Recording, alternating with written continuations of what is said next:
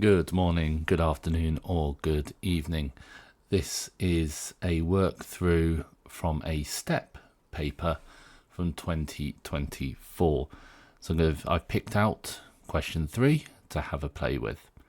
Now, really important thing about this difficulty of question, but in particular, any question you're struggling with, is you need to make sure you've had a long attempt yourself by looking at a solution. You often lose all value that question would have provided you if you'd attempted it yourself. So I'm suggesting you only watching this if either you've already completed this question and you want to see a different point of view on it, a different attempt, or you've already had a good hour or so attempting it and you're looking for an extra hint to get yourself that little step further. Saying that, if you do receive a hint in this video, and you should therefore then reattempt the parts. So if you're struggling with a certain part and you see the first step of the solution, you should then go and give it another go yourself to see if you can fill in the gaps with as minimal hints as possible. I'm going to try and talk through my thought process through the entire question, picking out what's happening both in my mind and what I'm going to be writing down and preparing for later parts of the question. You can see the question on the left hand side of the screen here, and it's worth having a full read of it first and starting to think what techniques, what ideas are going to need to be used. So in this question we have a unit circle with a radius of 1 centered at the origin. Now my very first instinct on reading that is to actually draw a picture. Having a picture is incredibly useful to summarize the information you have. So I'm going to draw myself, and I should probably draw this quite a lot bigger than I have. A big picture is incredibly helpful in just labeling stuff and getting a good visualization. So there's my unit circle. Doesn't need to be perfect. N and P are distinct points. N is the point -1, 0, and P is cos sine. Now that's a really useful coordinate to be aware of. With that angle, you can start to imagine, well, if theta 0, this is the coordinate 1, 0. As theta increases, cos gets smaller, the x coordinate gets smaller, and sine theta gets bigger, the y coordinate gets bigger. So actually this is a general point on the circle with an angle here of theta. And you can also confirm this by thinking about this right angle triangle here. Hypotenuse of 1, that side is your sine theta, that side's your cos theta. So that coordinate is exactly cos sine. A very useful coordinate to know how it works. So that's my point P with coordinate cos theta, sine theta. And I would label N over here as well. -1, 0. Okay, now why have we got this range on theta between -pi and pi? Well, that kind of makes sense again, because up to pi is going around this way, and -pi is going around that way. And we've excluded that boundary of being pi or -pi, because that's at n. So we've excluded the point where p and n are the same. Might be relevant for some problem solving later. Normally those bounds are just for housekeeping style, just to make sure that you don't accidentally consider a case which is not relevant. The line NP, so let's draw that onto our picture as well, intersects the y-axis at the point Q, which has coordinates 0, Q, i.e. Q is the y-intercept. Little q is the y-intercept of this line. So the question starts by trying to get us to find Q. Then we're starting to do some magic with this Q thing. So straight away part I feels like coordinate geometry, feels like straight line stuff. Part 2 is starting to feel more like trig identities, as we're doing 1 plus tan half over 1 minus tan half theta.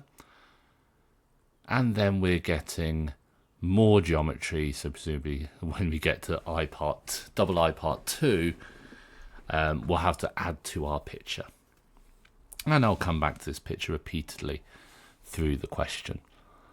Skimming the rest of it puts a bit of fear in my mind. These geometry questions are not my immediate strength, and it looks like he's getting more and more involved as we go through the question. So let's start at the beginning and see how far we can get comfortably before we have to start worrying and drawing more pictures. So part I, we want to find this point Q. So intuition says we've got a line and we're looking for the y-intercept. So let's try and find the equation of this line. To find the equation of the line, let's find the gradient. So the gradient of n to p is change in y over change in x. Now that looks a little scary because that doesn't look like tan half theta, but maybe it will be in a little bit. So the equation of MP, let's use our y minus y1. I'm using the coordinate n, so it's y minus 0 equals m x minus x1, so it's x minus minus 1. And then at Q, the x coordinate is 0. So we get that y equals the sine theta over cos theta plus 1. Okay, so now we need to deal with this thing. Is this tan half theta?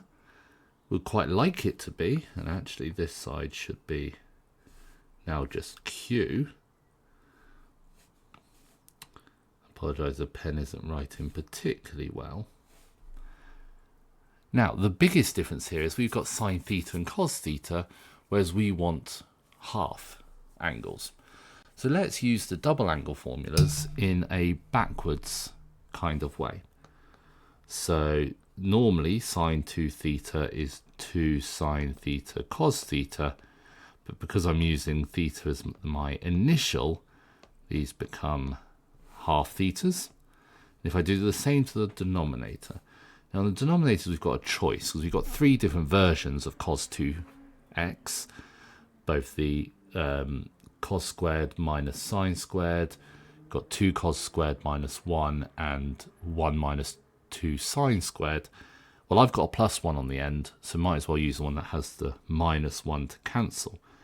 So this can be 2 cos squared of the half theta minus 1 plus the 1 on the end. Once again, we've already noticed that the minus 1 and plus 1 can cancel. We've got a cos that can cancel and a 2 that can cancel. So I'm left with just a single sine half on the top and cos half theta on the bottom, giving the half tan as required.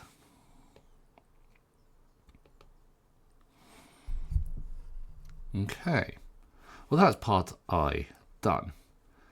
So as expected, it was just a coordinate geometry, nothing too extreme. Now part 2, part A. So now Q is not 1. Well, it's worth thinking briefly, what does Q equals 1 mean? Well, 1 equals tan a half theta. Well, that's when, well, we're equal to 1 when tan of pi by 4. So pi by 4 is a half theta, so theta's at pi by 2 or negative pi by 2. So now we're excluding the special cases where the P is either at the top here or the bottom here. And you can imagine in both of those cases, well, the Q doesn't exist. Or sorry, the Q and the P overlap at the y-intercept. So again, we're removing an overlap position which could cause some other issues. And straight away reading our function f1, if q did equal 1, we're dividing by 0, and that's not good. So we have this f1, and we're trying to show that this f1 can be written as tan half theta plus a half theta, a half pi, is just another way of writing this. Now this is really an identity question. We're trying to show these two things are the same. We can, if we wish, work in either direction. So I'm actually going to start with the answer and show the answer can be rewritten as f1 of q. So I'm going to start with the tan of a half theta plus pi by 2. I'm going to try and do some just trig identities to get that to where we want. Well, simplest first step, let's expand out that bracket.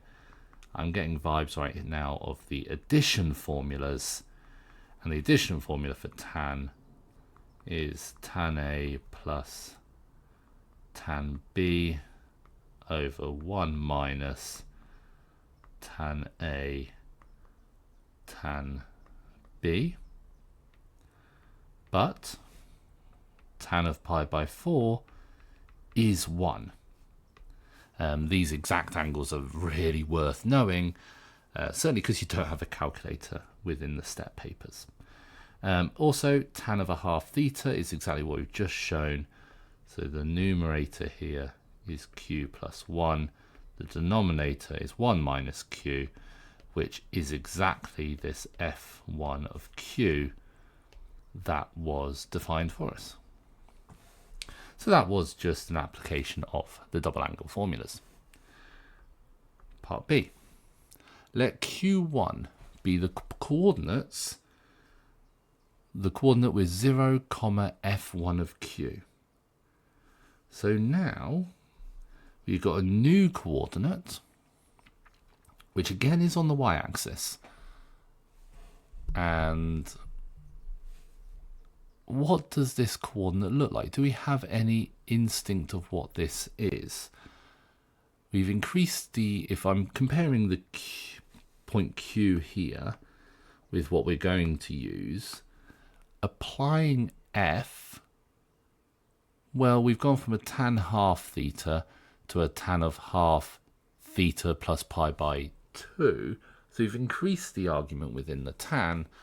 Now normally, unless you go over an asymptote, normally that just increases the value of tan of that.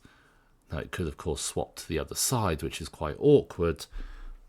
So we don't really have good instinct where this Q1 will be. So I'm just going to place it somewhere just to have it on my picture. So I'm going to put my Q1 down here. I've kind of assumed I've gone over the asymptote and I've swapped sign. And P1 be the intersection of the line NQ1. So I've now attached N to Q1 and the unit circle. So P1 is a new point over here, which by the labeling is kind of symmetric. We've got N and P on the circle, Q on the y-axis. We've now got N and P1 on the circle and Q on the y-axis. Describe geometrically the relationship between P and P1.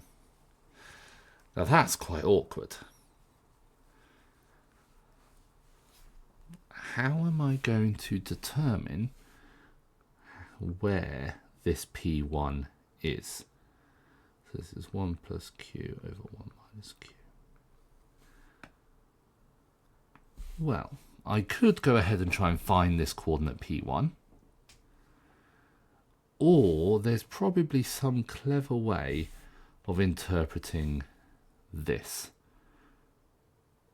And yeah, actually, if we use part I, kind of in a backwards way, we can interpret this in a really sneaky way. In part I, we just used theta and we got to tan half theta. If we started with tan half theta plus pi by 2, then we can go back and the theta is just theta plus pi by 2. So by part I, using, I'm going to call it theta dash is theta plus pi by 2, we see that the point P1 is cos of theta plus pi by 2 sine theta plus pi by 2. And if you do look back to part I and you do the full set of working but using this theta dash instead, we'll get to exactly the style of y-intercept that we're expecting, and it follows suit quite nicely. So what does that exactly mean for P and P1? Well, reinterpreting this as an angle of theta plus pi by 2 with the positive x-axis. Yeah, that was the very first comment we made when we interpreted the p coordinate at the start. This just means we rotated round. So P1 is a rotated P by angle pi by 2, and this is going anti-clockwise. Mathematicians often measure everything anti-clockwise from the positive x-axis. So really, when I drew my picture up at the top, I should have gone round by a right angle, and in this case, I shouldn't have drawn that line in. So I've rotated round by a right angle, so that's my P1, and then my Q1 will be up here somewhere. Again, that heavily depended on where I put the point P at the beginning. But I did at least draw my first guideline down here in completely the wrong place. Okay, so that's part 2 done. Now, part 3. And you'll notice about step questions, they often do build themselves quite nicely as you go through the process. So part I introduced the P and Q. Part I has introduced the idea of a rotation by pi by 2 and working out what that means. Part 3 is introducing an angle of pi by 3. So now, and I'm going to draw my picture again. Now we have, again, we still have our unit circle. We still have our point N. We still have a general point P. We have that connection to what was originally Q. And now P2 is the image of P under an anti-clockwise rotation of pi by 3. So now I'm putting P2 at an angle of pi by 3. And again, we can intersect NP2, and we're creating the point Q2. We've again picked out a Q value that's not pi by 3, not root 3, and that should again, why have we chosen that? Well, that's because tan of pi by 3, now tan of pi by 3 is tan of 60. I need to make sure that I get this the right way round. Tan of 60 is, it's 1 over root 3, isn't it? Let's double check that. Here's my right angle triangle. That's my pi by 3 angle. That's 2, 1, root 3. Oh no, tan of pi by 3 is just root 3. So that's why we're restricting that. We're likely to have a 1 minus root 3 or a 1 minus q, or a root 3 minus q, I should probably say, on the denominator of a fraction to destroy that. So, how do we now apply the same as what we've done above? And we kind of need to take the hints from previous parts of the question. And if we look to part II-A, that's exactly what part III-A is trying to make us do, with a different thing. So I'm going to take that hint and I'm going to use the tan version of it. So let's consider tan of a half theta plus pi by 3.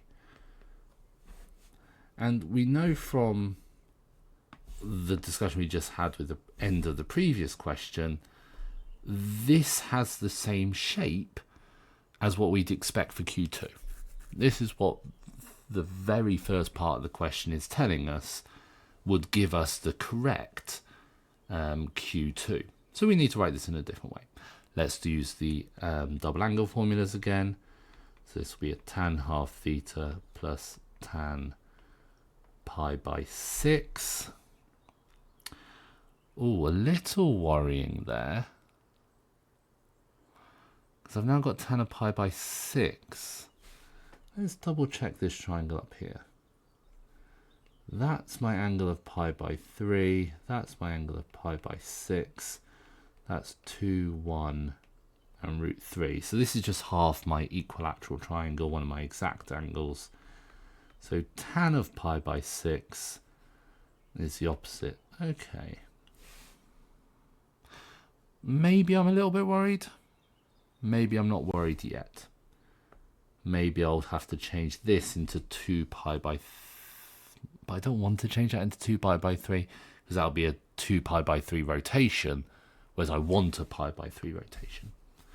Let's follow it through and see if we can find what the problem is in a moment. And my mind is continuously going back to the previous part of the question. So I'm continuously thinking about this thing here being the pi by 2 rotation, and it did change to a pi by 4, and that worked. So I'm just making sure that I'm not doing anything silly, and I'm staying alert to what the problems could be. So proceeding, and now I'm alert enough I can see why this is going to do what I want it to do. If you've already spotted it as well, good job. Good job if you spotted it before me. So putting in the 1 over root 3's from the tan of pi by 6. Sorry, just hit the mic again. Let's rationalize some stuff. Let's times top and bottom by the root 3. So that's going to be 1 plus q root 3 over root 3 minus q. And there's that root 3 minus q, which I was expecting from the condition that q is not equal to root 3. Yeah, so the issue there was the 1 over root 3 wasn't already separated from the q, so we had to swap it over to get there. So this thing is my f. It's been called f2 of q. And this is my y-intercept of q2. Okay, so we've matched double I part A in triple I part A. Part B of this question then. In this part, q is not -1, and we're letting f3 of q be another combination. Again, the denominator would be 0 without that condition. Let q3 be the point with coordinates. So again, we've got a y-intercept coordinate. And let p3 be the point of intersection. Describe geometrically the relationship between p and p3. So this is now exactly the same as double I part B, but we don't have any of the setup. So we need to make up the right kind of coordinate to get there. And if you notice, the difference between F3 and F1 is there's a sign change in front of the Q. That feels like, and this again is instinct, that these signs here in this formula just need to be swapped over. And the easiest way to do that is just to swap the sign in here. So let's try it. So I'm going to consider now tan of a half theta, and I'm going to subtract pi by 2. I've chosen pi by 2 because I'm again looking at double I part A and seeing how that is related. So expanding this out, tan of a half theta, this is now going to be minus tan of pi by 4 over 1. It's now going to be plus tan. Using the 1 and the q, the numerator here is 1. It's not. It's q minus 1 over 1 plus q, which is awfully close, but now has the wrong sign on the numerator. So we can say that F3 of Q is negative tan half theta minus pi by 2. Now how can I use that? Because that's not in the format that we want it to be directly. Now we could try and use the fact that negative tan x is tan of negative x. My reservation with that is then we're going to have a negative theta in this spot, and then we can't make the same link to part I of the question, because that did have just a positive theta. Or could we interpret this as another transformation? Because we could observe that this was a rotation by pi by 2 clockwise, but then we've flipped the sign of the y coordinate. We've reflected in the x-axis. And if we think briefly, if we just flip the y coordinate of that, let's try and put it roughly in the right place, then that would just reflect the entirety of that NP line. Because n is on the x-axis, that part can't change. So let's reread the question, check that there's nothing obvious in the question that says we have to give it as a single transformation. No, it just says describe geometrically the relationship. So P is rotated by pi by 2, this time clockwise, because we've swapped the sign, then reflected in the x-axis to obtain P3. A combination now, that makes it a little bit more challenging to consider. Okay, part C. Part C is now looking particularly scary because we've got a combination of these transformations. We're letting F4 be a combination, what's officially called a conjugation of F3 with respect to F2, and let Q4 be the points as so. Describe geometrically the relationship between P and P4. Okay, so what is going on? We've done F2, then we've done F3, then we've undone F2. So F2 was a rotation anti-clockwise. So F4 is a rotation anti-clockwise by pi by 3. It's then a rotation, so this is now F3, rotation clockwise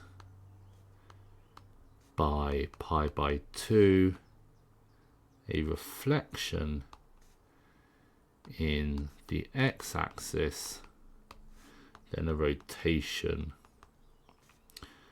clockwise. We're now undoing F2. So that's officially what just the function notation is. Now, that's not really satisfying as a final answer because we've done 3 rotations and the reflection. That feels like we can do something a lot simpler. So, what exactly have we done? Well, rotating, and this is the power of conjugation. If you do something, do some magic, then undo the original thing, you can often include that into the rest of the stuff. So we've started by rotating by pi by 3. We've then rotated, so our point, I'm trying to think of this as the entire plane doing stuff rather than just a single point. We've then rotated clockwise by pi by 2 and then reflected in the x-axis. Now, because of the first rotation, our x-axis is now this new line here, which would be y equals, and this is another really good thing to know, the equation of the line with an angle to the x-axis is just y equals tan of the angle x. So this is the line y equals root 3x.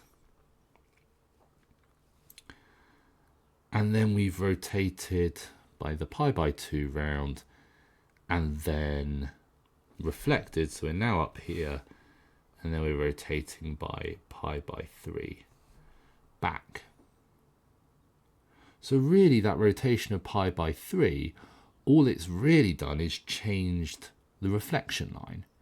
We've moved the reflection line round, we've done our reflection, and then we've brought the whole world back. So I think this would be a rotation clockwise by pi by 2, then reflection in y equals root 3x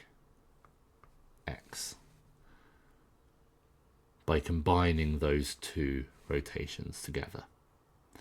Not 100% confident with that. That's something that I'd have to, in an exam situation, spend a bit more time thinking about, or to trust and come back in the checking process. Quite a rough question if you're not geometrically inclined, like myself. I attacked a lot of this purely algebraically, trying to use minimal instincts where I could. But the key point of this question was actually part I, and working out that part I can be used in both directions. Part I looks really quite innocent, q equals tan of a half theta, but working out that it can be used in both the forwards direction to get the intercept and the backwards direction to go back to the point P in a much more pleasant manner. Hopefully hopefully the question's correct first, but the hints in this were helpful in your own process through the question. If you'll continue to do some more step questions, good luck, and hopefully some more of these videos will appear in the future.